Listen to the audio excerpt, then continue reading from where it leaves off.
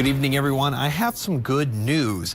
Nothing is happening, and it's going to stay that way for much of this week.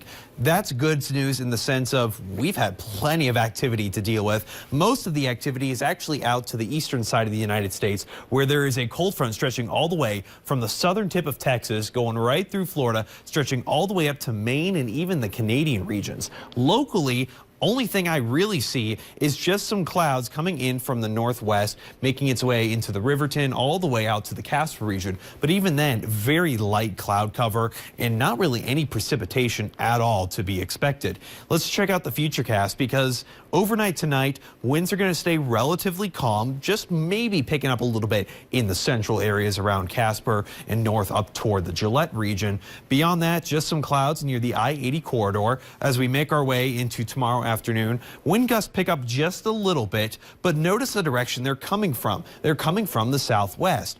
Where's all that warm air? It's in the southwest. So temperatures are going to be increasing as we make our way into tomorrow, and that's going to remain the pattern going into the later parts of this week.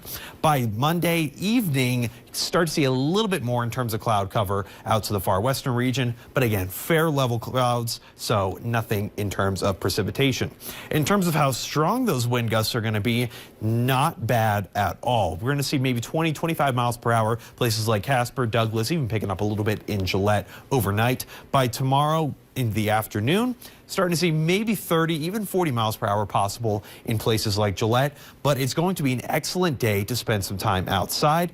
Even as we make our way into Tuesday overnight, still relatively calm, especially by Wyoming standards, really about 30 miles an hour, maybe 36 out in Douglas. But during those overnight hours, not many of us are doing any kind of outdoor activities.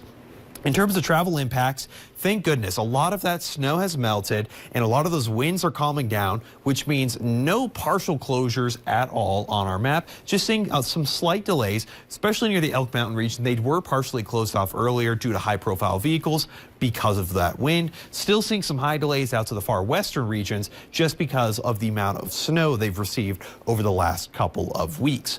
Overnight tonight going to remain relatively mild, if not a little bit warmer than what we saw last night. About 20 degrees in the capital city, 27 out in Wheatland. Casper at 26, same goes for Buffalo. The coldest spot on the map is going to be Big Piney, hitting the negatives, -5. Jackson also hitting the negatives at -3. Tomorrow, getting a little bit warmer due to that southwest wind, 44 for the capital city, 44 for Torrington, 42 for Casper, 47 for Buffalo. I think I said 40 enough. You're seeing them all over the map here. Let's go ahead and check out that extended, because good news, it's going to get warmer. A lot warmer too. We're going to see those mid to upper 50s as we make our way into Thursday. Next cool down looks to be around Friday. That's when our next chance of precipitation is, especially for Casper. 40% chance of snow. It's still a little far out, but look forward to those warmer temperatures up until then. Same goes for the rest of the viewing area. Jackson, I know there's been a lot of football activity today. What you got coming up next?